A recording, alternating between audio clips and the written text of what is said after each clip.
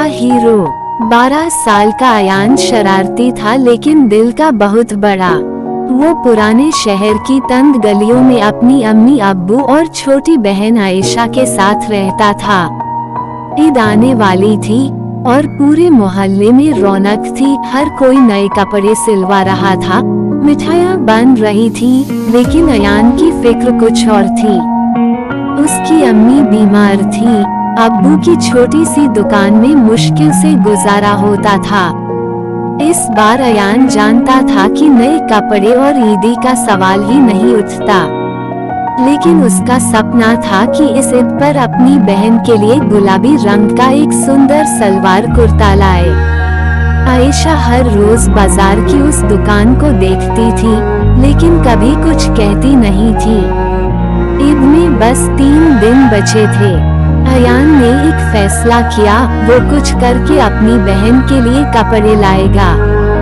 अगले दिन से वो स्कूल के बाद मोहल्ले में काम करने लगा। किसी की दुकान में झाड़ू लगाता, किसी के लिए चाय लाता और कभी कभी बाजार में सामान पहुंचाता।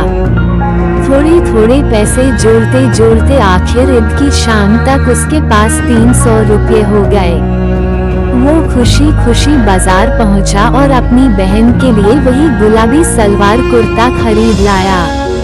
ईद की सुबह जब आयशा ने वो कपड़े देखे तो उसकी आंखों में खुशी के आंसू थे।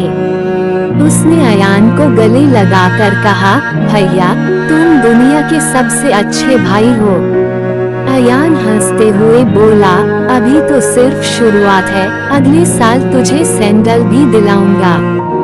तभी दरवाजे पर दस्तक हुई। मोहल्ले के अमीर मियां साहब खड़े थे।